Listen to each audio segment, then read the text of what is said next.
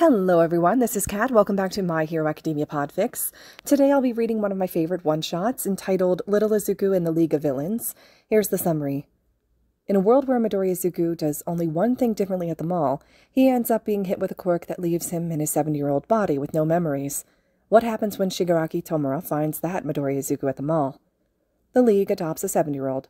Duh. Izuku was having a good day, until he very suddenly wasn't. The day at the mall with his class was supposed to be relaxing, productive, and social. However, he found himself alone, abandoned, and sighing. Uraraka ran off so quickly, and he had no explanation from her as to why.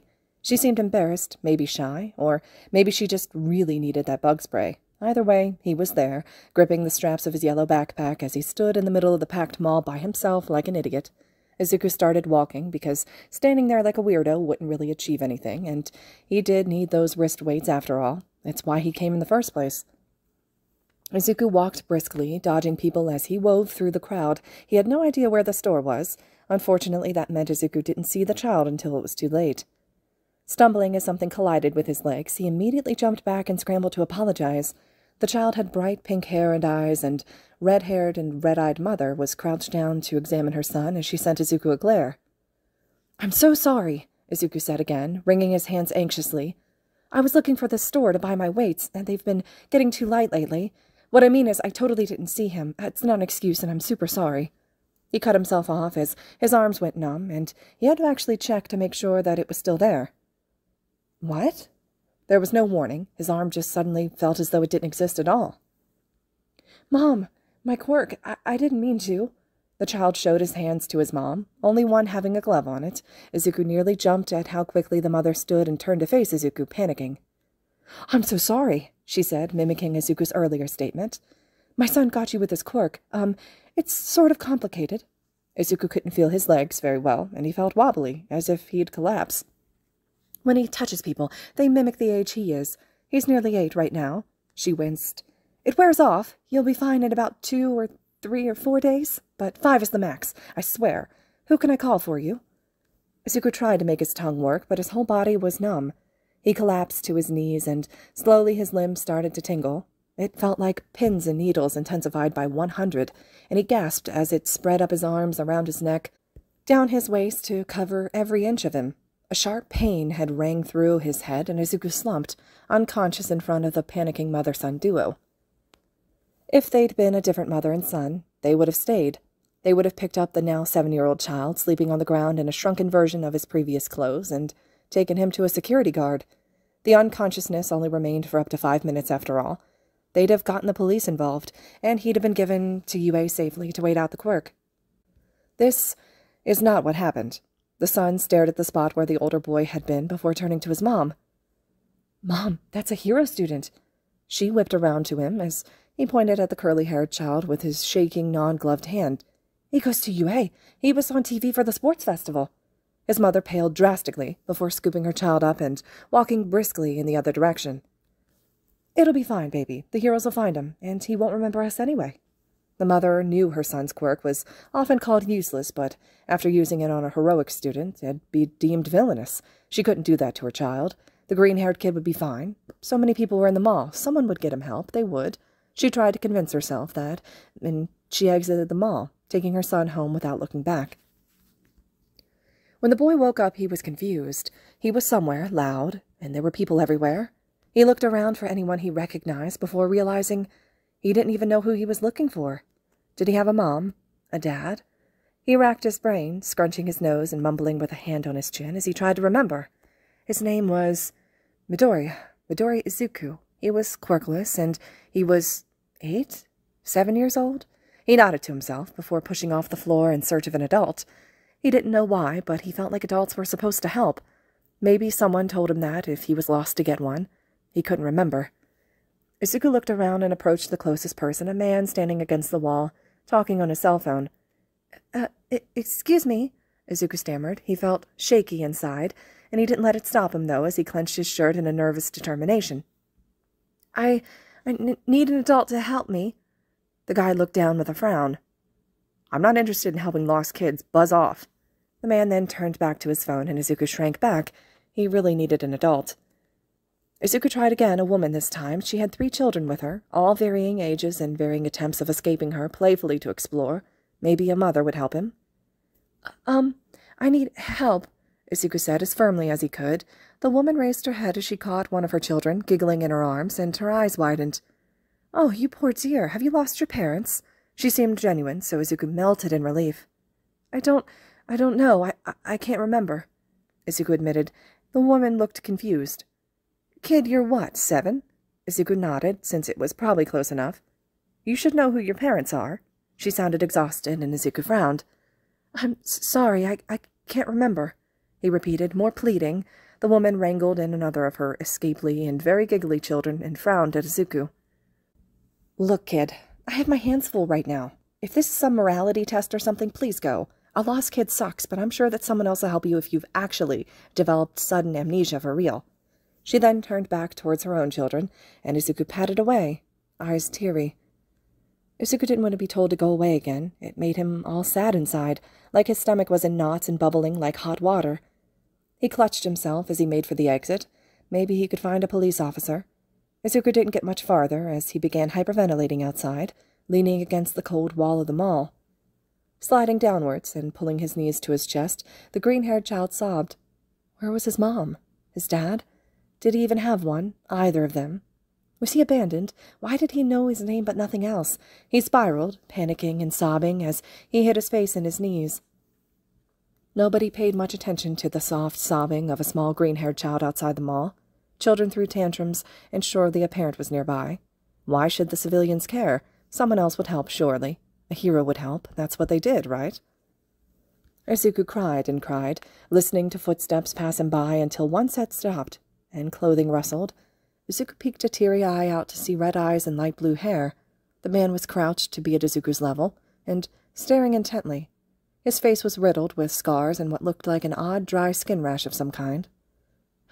"Hello," Izuku stuttered, arms wiping at his eyes and nose. The man eyed him. What was he wearing? And his eyes, they seemed to burn into Izuku. "What's your name?" The man's voice was a firm rasp, as if he hadn't had any water in days. Izuku sniffed loudly. "Midori Izuku." The man didn't seem surprised, but his eyes burned with curiosity and excitement. Maybe triumph? Izuku couldn't tell. Are you an adult?" "Yes," the man said carefully, and Izuku tried for a wobbly, exhausted smile. Will you help me? Adults are supposed to help," he choked out. "But nobody wants to help me." The man's eyes narrowed before he nodded slowly. Yes, I will help you." The man grinned then, all wide teeth and thin lips, but Izuku was not afraid. Izuku reached his hands upwards, and the man looked extremely uncomfortable, but he stood and picked Izuku up. The man set Izuku on his hip, and Izuku wrapped his arms tightly around the man's shoulder and neck. He held Izuku oddly, fingers gripping him tightly while others didn't even graze him. "Do you have a touch-base quirk?" Izuku mumbled, head falling onto the man's shoulder. "Yes." The man's answer was curtly, but Izuku beamed. Tiredly, though. Crying was exhausting. "I bet it's cool. Probably five-finger touch activated, and probably dangerous considering the way you're holding me," Izuku mumbled, eyes slipping shut. "I bet it's super cool. You should tell me all about it and write it in my notebook. I like quirks, even though I don't have one." Izuku yawned, and he felt the man tense slightly, but kept walking. Wait, what notebook? Izuku couldn't remember. "You don't have a quirk?" "No, I'm quirkless," Izuku answered tiredly through another yawn. "Doctor said I shouldn't be a hero." Izuku was nearly shocked awake by that comment. He didn't remember that before. "Everyone says that." Izuku couldn't help it, his eyes slipped shut. He scrambled to remember, to know where he was getting these things. All he got were flashes, bright orange flashes in his vision, green hair, white rooms, and old doctors. He got more pieces than anything, but it was all soon slipping away as he fell asleep, on the shoulder of the stranger who saved him. "I couldn't just leave him there," a voice rang out, angry. "What'd you bring him here for? He's a hostage, isn't he?" If the first voice was mad, the second one was scary. "Of course not. He's a kid. He doesn't even remember shit that we've done, let alone what he's done," the first voice exclaimed. "He was all alone, and I couldn't just leave him there like the people who did that to me." "Shit. You know he's already been reported missing, right?" A third voice chimed in, lower but in a strangely feminine way. "We are not keeping him," the second voice huffed out firmly. Izuku shifted, yawning and lifting a hand to rub at his eyes as he woke up. People were yelling. He blinked, huge green eyes, open to take in his surroundings. The couch faced away from the voices, so Izuku turned around to peek over the back of it. The room wasn't large, but it was spacious. The whole thing was wood, and there was a bar on one side. Izuku saw 3 people sitting on stools and 1 person? Someone was behind the bar. Izuku wasn't so sure, considering the person was made entirely of a dark and purpley mist with yellow eyes that were slits. Izuku's eyes widened. "Oh my gosh, is that a mutation quirk, or is it a quirk that you've chosen to hide your appearance?" The 4 people turned rapidly confused, one in a black hoodie, only a little resigned. "Can you control the mist? What does it do? Is it cool? Can I touch it? Can anyone touch it?" Izuku climbed onto his feet, to stand on the couch and leaned over the back of it excitedly. "Are those yellow parts your eyes? Can you speak? Is there a physical body underneath your suit, or is it only mist? How are you wearing 2 sets of clothes, then? What's the metal brace for? What—" "Jesus, kid, do you ever shut up?" Izuku recognized the scary voice and squeaked, slamming a hand over his mouth. Izuku felt flashes of heat and phantom burns, and he curled in on himself. "Sorry," he mumbled, hiding his face. "I know it's creepy and annoying." He resisted crying, and he sat back down, wilting. "I just think quirks are cool." The man stood to walk around the couch, and he crouched in front of him. Izuku shifted to face the man, his back to the others in the room. "Oh yeah? What about this?" The man lifted a hand, and Izuku's vision was full of blue. Fire danced in the man's hands, vast and beautiful as the heat brushed his face. Izuku was mesmerized. Whoa.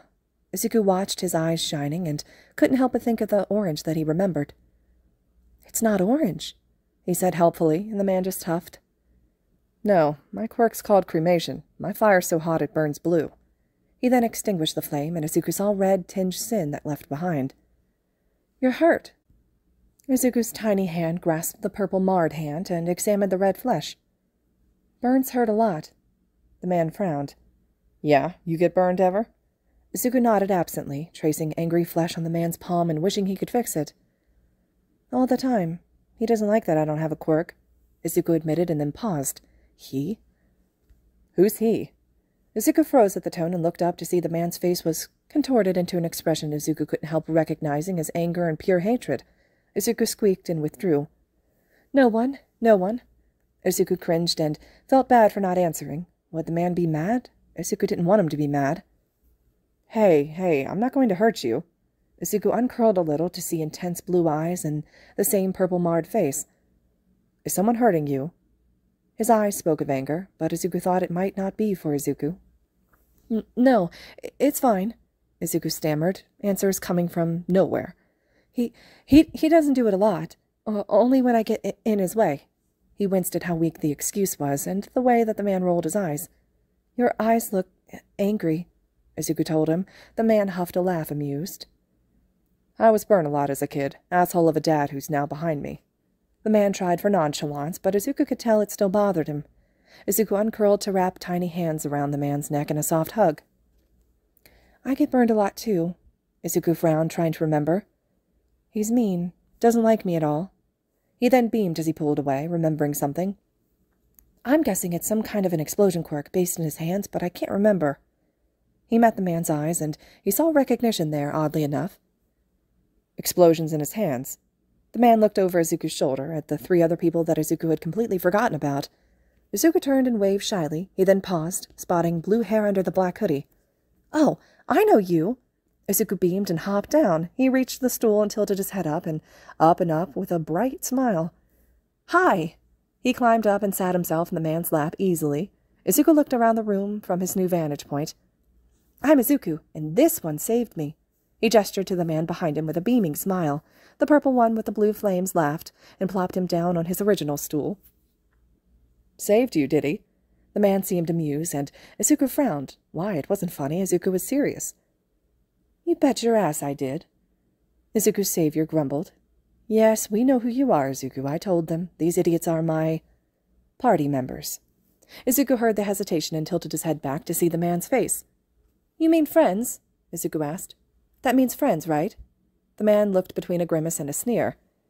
"I guess." The words sounded pained and forced, but Izuku was satisfied. He looked away to see the person with red hair, watching fondly. The purple-scarred man tried not to outright laugh. "Can we be friends?" Izuku asked, eyes huge. I've never had friends before, not since... Izuku paused. He remembered. A doctor, yeah, quirkless, right. Not since my diagnosis. He wilted a little, but perked up when someone else cleared their throat. I'm Magne. The person was large and muscular, red hair with large lips and sunglasses inside.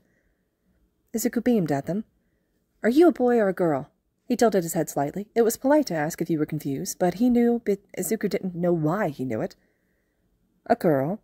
The answer was firm, and Izuku nodded easily. I'm Izuku, and I'm a boy, he told her. Want to be friends? Her lips twitched into a sort of smile, and she nodded. Sure, why not? She grinned, and Izuku beamed. He then looked to the purple man expectantly, eyes wide and shining. Well, I'm Dabi. The man waved. That's pretty much it. Sure, we can be friends, I guess. Izuku nodded happily. I'm Izuku. Everyone laughed, but Izuku didn't mind. He had friends now. He tilted his head back once again to the man that he was sitting on and waited. His neck hurt a little, but he didn't care. Red eyes trained on him, and Izuku smiled. Shigaraki Tomura, the man mumbled. Are we friends, Mura? Izuku asked happily. Dabi and Magne burst out laughing, and Tomura looked ready to self-destruct. Sure, Izuku. Izuku couldn't stop smiling as he looked back at the last person. Izuku waved and waited, like the rest. I am Kurogiri. We can be friends. The voice was deep and vaguely far away sounding, and Izuku smiled so hard his cheeks started to hurt. I'm Izuku. Are you a boy or a girl? A boy, like you, Kurogiri said, making Izuku smile. I'm so happy to meet you. Your quirks look so cool. Izuku grinned before turning himself all the way around to face Tomura. Can I see yours? It's a 5-finger contact-based quirk, right? Probably something that you don't like, since using it, I haven't seen you actually touch a single thing. Does it work on objects, then, or just people? Would it affect me through my clothes? He paused, wondering if anyone was going to stop him. He glanced cautiously over at Dabi, but the man said nothing, merely nodded to Izuku. It's called decay. Izuku snapped his head to see Tomura reaching for a short glass that rested on the bar. 5 fingers and... gone. He pressed his fingers down onto the cup, which turned to dust in front of Izuku's very eyes. Izuku leaned forward in awe, reaching over to touch the pile of dust. So cool, Izuku muttered, letting the ash fall through his fingers. How fast does it work? Can it travel through the ground? Could it take down whole buildings? Could it level a city if it had enough time? He placed a hand on his chin as he mumbled. What does it do to a person? Does it go so fast that there isn't any blood, or does it take minutes since a person slowly loses themselves in agony? Could it be controlled? Gloves would work, if they only covered a few fingers. Maybe cut the tips off of fingers of gloves. Did they make gloves that only cover a few fingers? With the surge in 5-finger contact quirks, it would be silly if they didn't. I believe they do make those. Izuku looked up to see everyone staring. Kurogiri having spoken. Izuku flushed. Sorry. He shrank a little.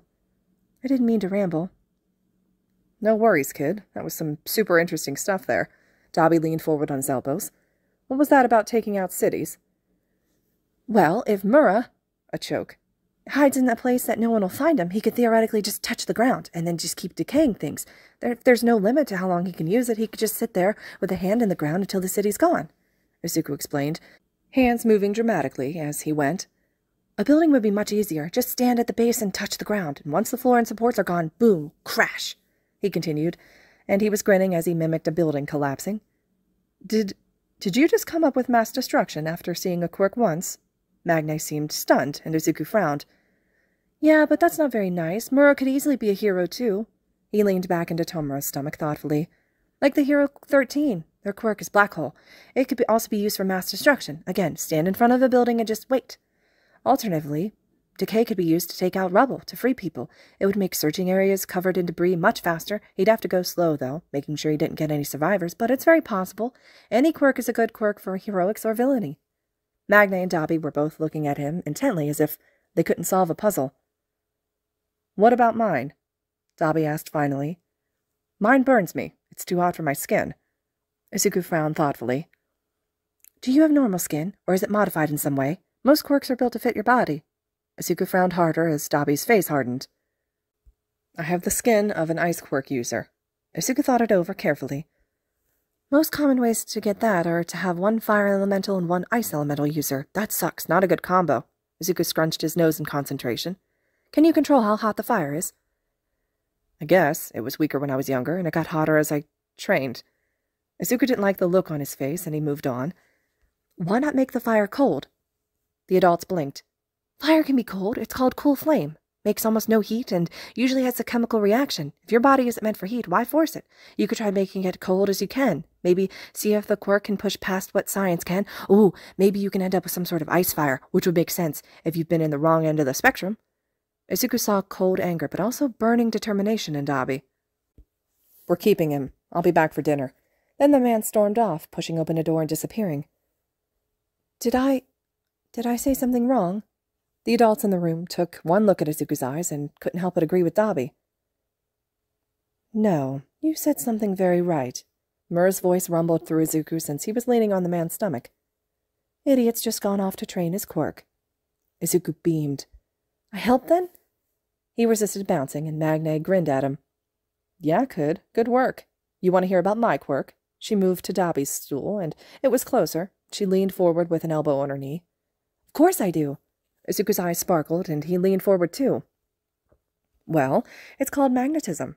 Izuku listened with rapt attention.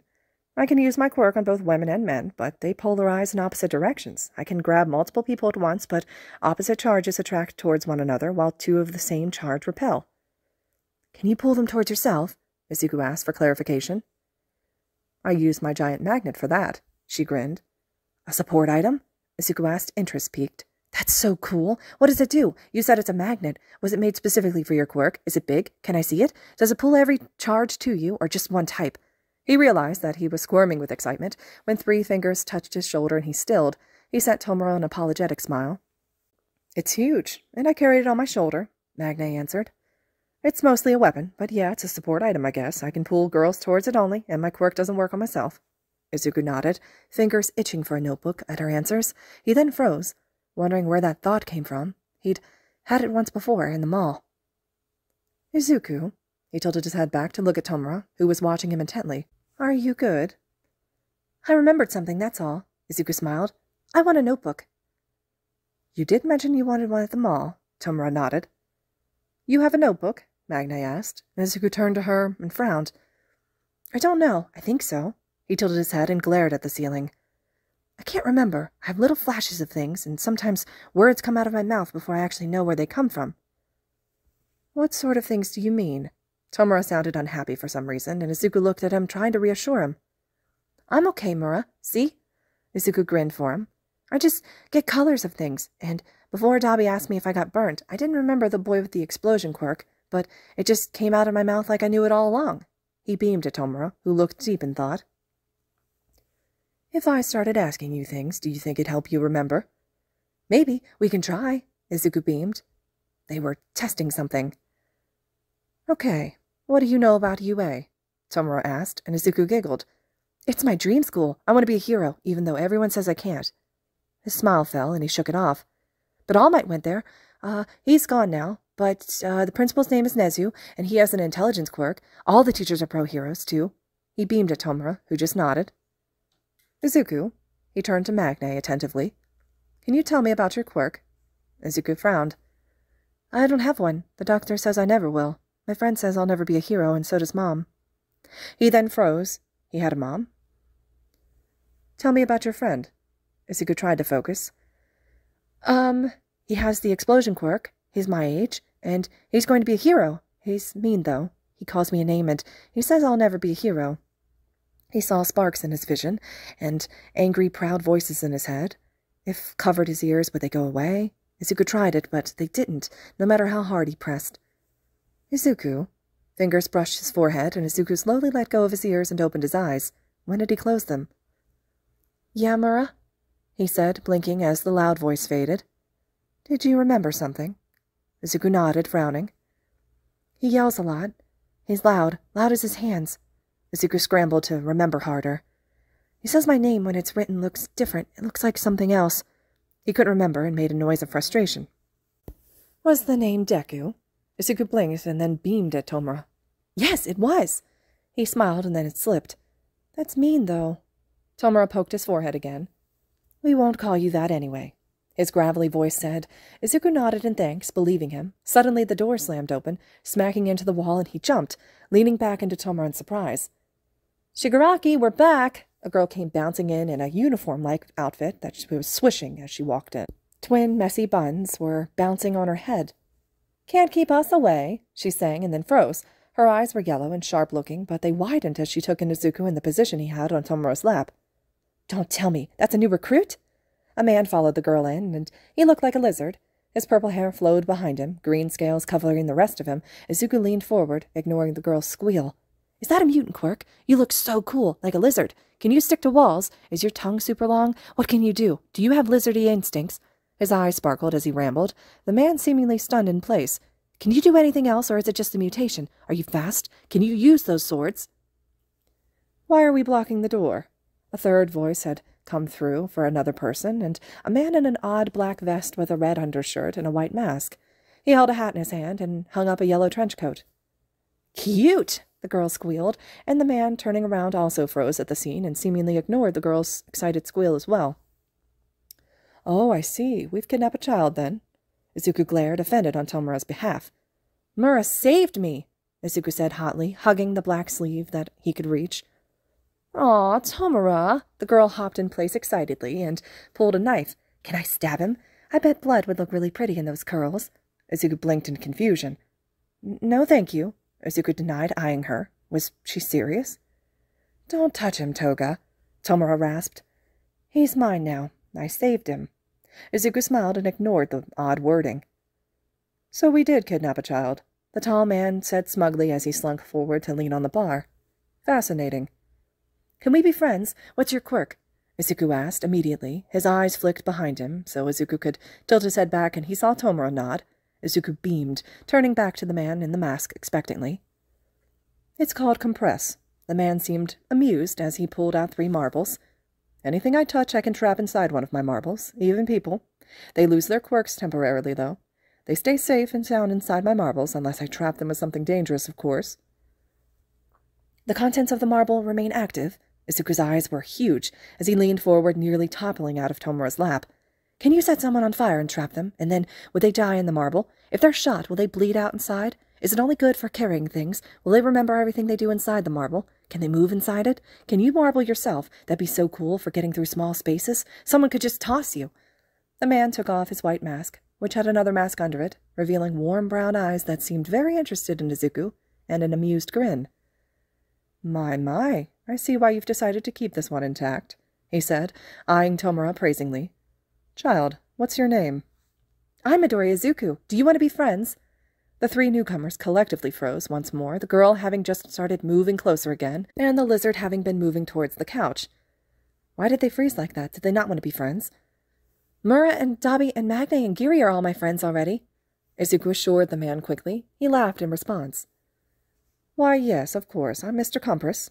He gave a small, flourishing, seated bow, and Izuku laughed. "That's not a real name," he said between giggles. "But okay, Compress." The other 2 started moving again, the girl plopping herself cross-legged on the floor, the lizard sitting on the couch. "To answer your questions, yes, people can die in my marbles. They do remember what happens inside, but not what's happening outside of the marble. Very handy indeed." Izuku turned to Tomura excitedly. "Mura, I really need a notebook. These quirks are so cool." Tomura huffed. "Fine, Squirt. We'll find you something to write in." Izuku beamed, hugging Tomura around the waist. "Thank you." He pulled back and turned to the girl on the floor, who was pouting lightly.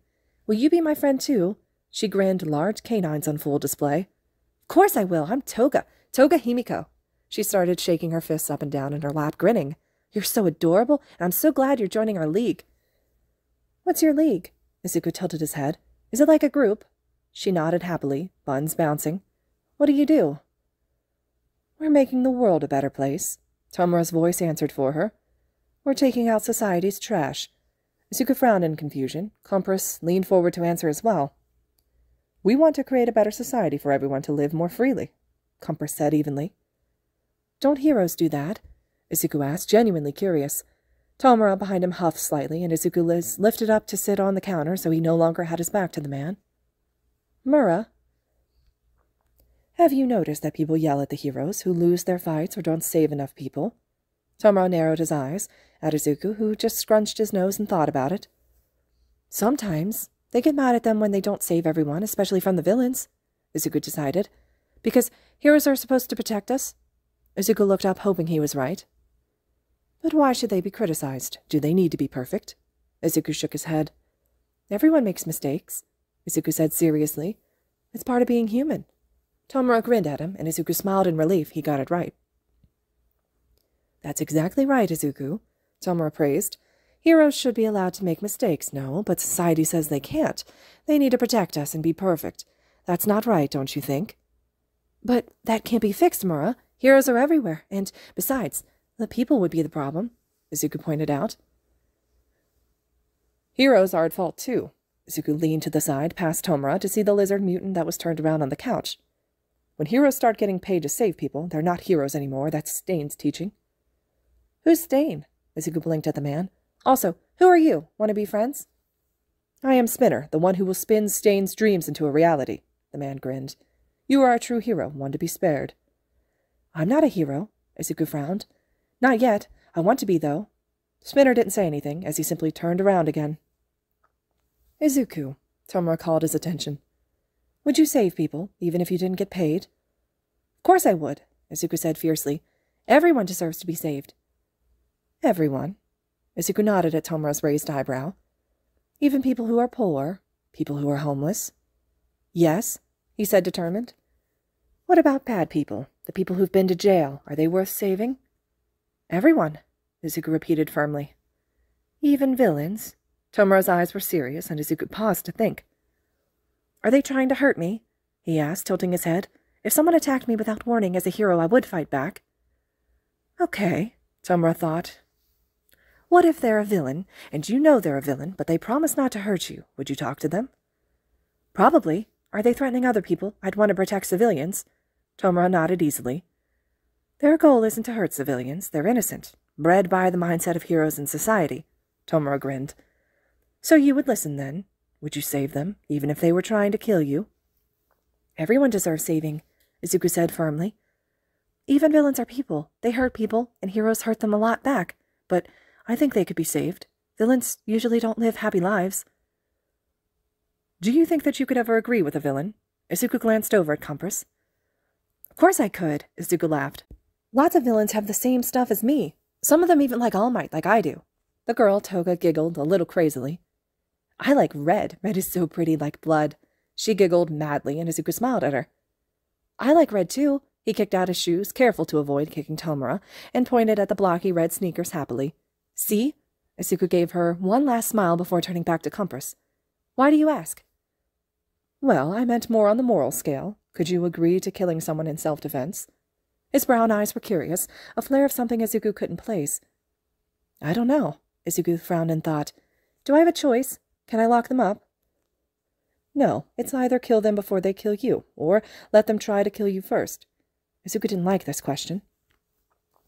Heroes kill villains all the time. Tomura's raspy voice cut in softly. Sometimes accidentally, sometimes purposefully. With a quirk like All Might's, one punch would be a little too powerful, and poof, no more bad guy. Izuku frowned, his muscles hurt a little from frowning and smiling so much. I would do what I needed to do to be alive. I need to be alive to save people, right? Tomura looked pleased at his answer. Exactly. He then grinned. Would you like to play a game with me? It's a question game. Izuku then beamed at him. Sure. How do we play? He resisted bouncing on the bar top, in which he sat. I'll ask you a question about a scenario, and you'll be the hero or the villain. Izuku nodded, easy. You've got to answer fast, or you lose, got it? Yeah, let's go, Izuku grinned. A building is collapsing. You're a hero, and there's civilians inside, but the building's getting away. What do? Am I alone, or do I have a partner? Izuku asked immediately. You're all alone. Izuku nodded. Okay, I'd save as many people as I can from the building before it collapses. Prioritize the rescue. Tomura grinned. Excellent. You win. Good job, Izuku. He ruffled Izuku's curls with 3 fingers, and Izuku grinned. Next one. You're a villain, and you're being attacked by a hero with a fire quirk. He's trying to burn you until you collapse or pass out. What do? Do I have weapons or a quirk? Izuku asked, leaning forward excitedly. Weapons, yes. Quirk, no. Tomura grinned. Okay. Best case scenario would be a gun, since nobody expects that anymore. Long-range weapons should be best because of the heat around the fire quirk users, so knives wouldn't be great unless you're throwing them, in which case they might melt. Wearing a mask and hiding in the smoke would be good cover, but not great for my own visibility. High vantage point would be best, and then trying to incapacitate them by aiming for limbs. Legs would be best. Avoid getting too close. Skin contact is not a good idea. He held his chin as he rambled, tapping his mouth lazily. Avoid burning nearby buildings and people. Even as a villain, too much damage can bring more heroes to the scene, and hurting civilians makes them angry. That's good, Izuku. Izuku looked up at Tomura, who was grinning widely, and Izuku tilted his head. But I didn't win yet, he pointed out. Sometimes having a good plan is enough. Ready for your next one? Izuku nodded excitedly, wiping his palms on his khaki shorts. You're a hero again. The villains are collected in the middle of a forest, several buildings as well as outdoor areas, and you need to kidnap one of them for information. You have a team, you pick how many, fewer than 10, go. I'm in the middle of the forest. The trees would be the best place to hide. Ambushes would be better than a large-scale attack. Isolate them in small groups, or one by one, so I'd need a team of even numbers. Duos would be more reliable to send at a time, 6 or 8. I'd need to find a target before attacking, either by using a quirk or just by spying on them for a few days. Pick the most opportune moment. That's important. He rambled, trying to get the best angle. I'd need an easy distraction, so I could grab and go. Forget heroic monologuing and shoving my win in their face. Stealth is the mission, and in the getaway. Izuku looked at Tomura proudly. Done. Jesus. Izuku turned his head towards Spinner, who was once again backwards on the couch and facing the group. You're wicked smart, Midoriya. Izuku's face went pink. I just like analyzing quirks, he said, ducking his head shyly. I like watching hero battles and trying to find ways to win before the hero does. How old are you, Izuku? Izuku turned back to Tomura. 7 or 8, he answered, frowning lightly again. I can't remember. Maybe nearly 8? That's between them. He shook his head apologetically. Sorry, Mura. No worries, Squirt, he said, grinning widely. He's right. Wicked smart just at 7. Can we do another scenario? The next one should be a villain one. It's a pattern. Izuku grinned happily at Tomura. Okay, one more, he huffed. You're a villain, and you want to reform society, wipe the board clean, and start over to create the world of your own choosing. How would you do it? Izuku blinked at just how broad the question was, reform society. I'd need to take out the leaders, probably the Hero Commission, heads of each hero school, and anywhere else that might try to take over my new society. Izuku tapped his chin thoughtfully. What next? Heroes would be a problem. They'd never listen, even if I wanted something that was a good thing, like equality. They'd probably... He took a deep breath and tried to focus. He was the villain in this scenario. They'd have to go. The higher they are on the charts, the more carefully I'd need to do it. Finding and killing them at home would be best, especially while they're outside of their hero costumes. No government, no heroes, what next? I'd need to set up some sort of my own government, either with myself as a leader or an advisor to the leader of my choice. Need lots of allies for this, of course, skilled ones to take out the heroes, he added thoughtfully. My new government would need to pass my beliefs on to the people. I'm a villain, so they might not trust it at first, although if I'm going for equality, lots of the oppressed would adjust well, and even support me and mine. I'd need a way to enforce these laws, such as police officers or a new kind of hero. Personally, I'd also have mandatory checks of institutions such as schools and hospitals, making sure they're following my rules. He looked up happily. Done. Very good, Izuku, Tomura said again, grinning madly with his teeth exposed. What would your goals be? Theoretically, you said equality, Magne asked, and Izuku turned to her. I'm quirkless, and I'm treated pretty badly for it. He curled in on himself a little as he spoke. I try to protect the people who are similar to me. People who are bullied for having weak quirks, but I'm too small. Not enough of a hero yet. He frowned. In a better world, that wouldn't happen. It wouldn't matter what your quirk is or what you look like. Everyone has a chance to fail. Everyone has a chance to succeed. Everyone deserves to be saved. Izuku smiled. People try, and All Might is so inspiring, but even he can't make the world better like that. Would you? Tomura asked. Izuku tilted his head in confusion. Would you be willing to create that world, that better place? He clarified.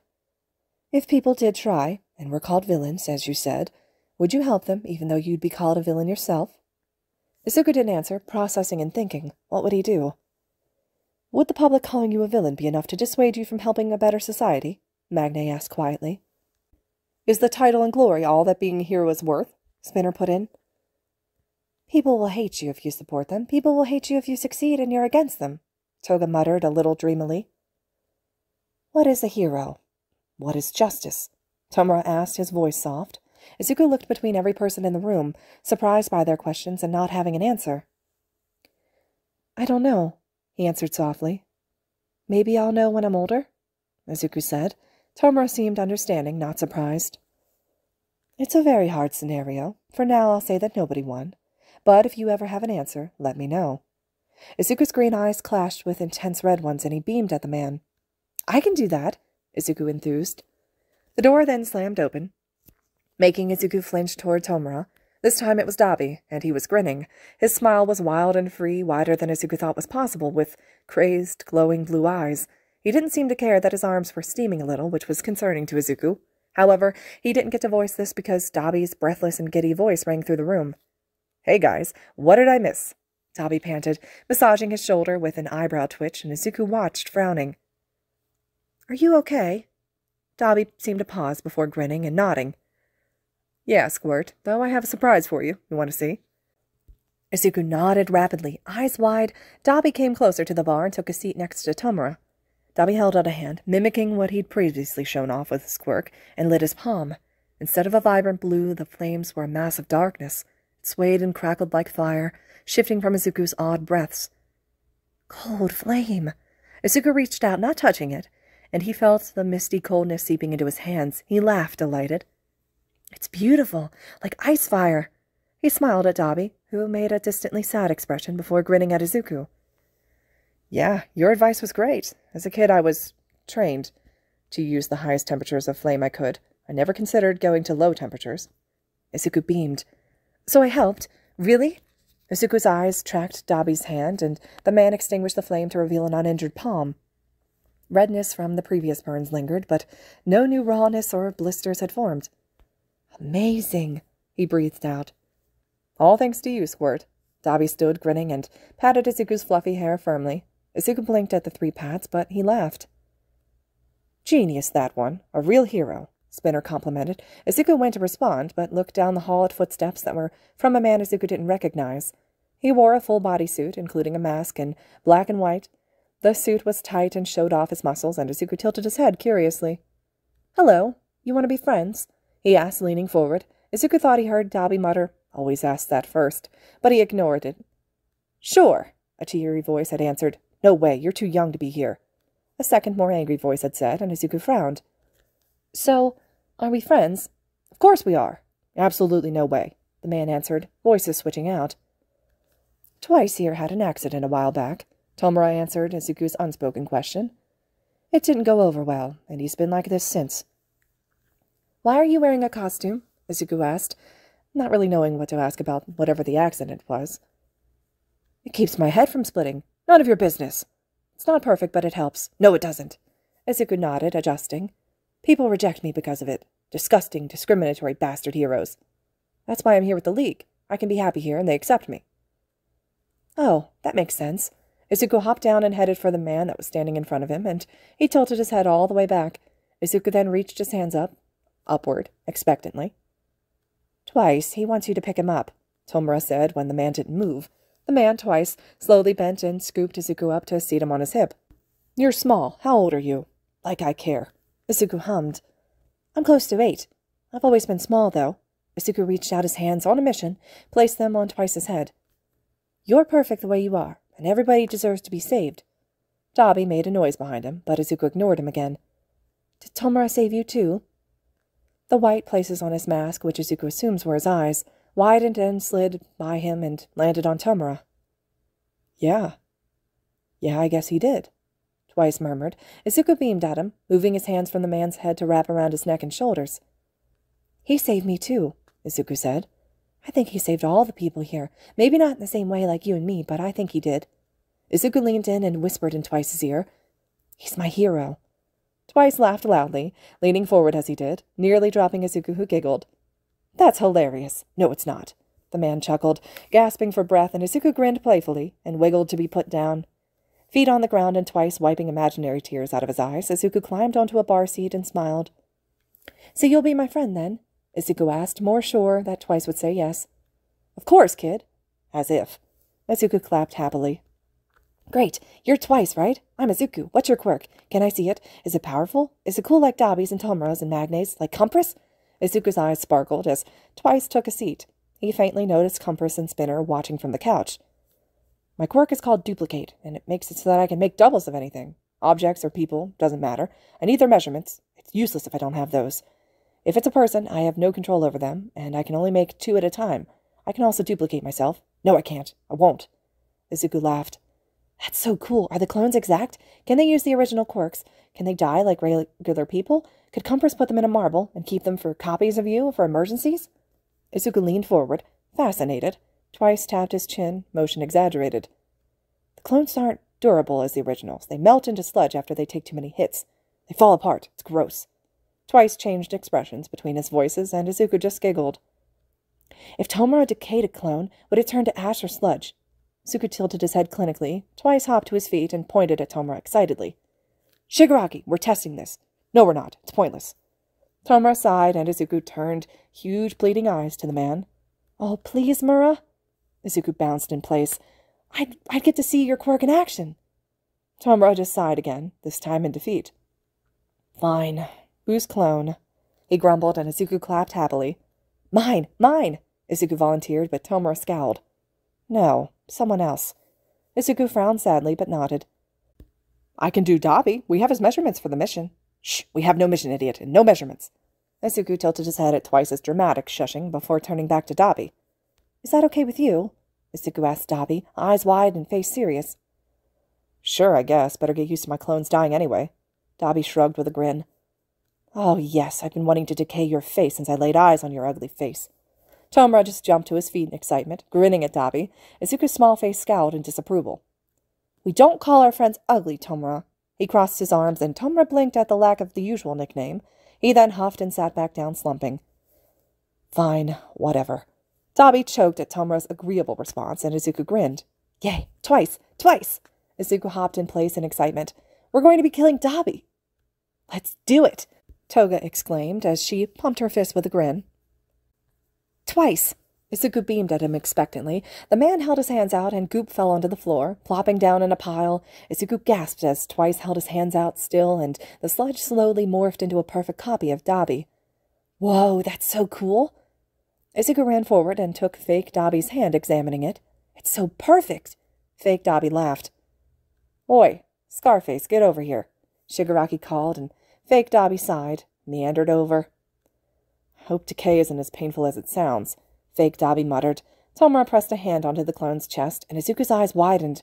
Fake Dabi's chest turned gray, the color of ash, spreading, and then suddenly he collapsed into a pile of goo. Izuku clasped in delight. Duplicate wins! I wonder if it's because Mura's quirk can't kick in fast enough before the clone takes too much damage. If he decays only limbs first, would it get a different result? Can the clones lose limbs without melting if they get medical attention? Is it worth giving them medical attention if you could just destroy them and make more? I wonder. Izuku! He looked up to see Dabi smiling fondly. Kid, slow down. Izuku smiled apologetically. Sorry, No, keep going. Dabi held up a hand. It's just that if you want to try all your ideas, you'll need to slow down. Izuku blinked, and then beamed. Okay. All right, everyone. This concludes part 1 to Little Izuku in the League of Villains. Hope you guys are enjoying this one so far. Let me know your thoughts and reactions below, and as always, thank you so much for listening.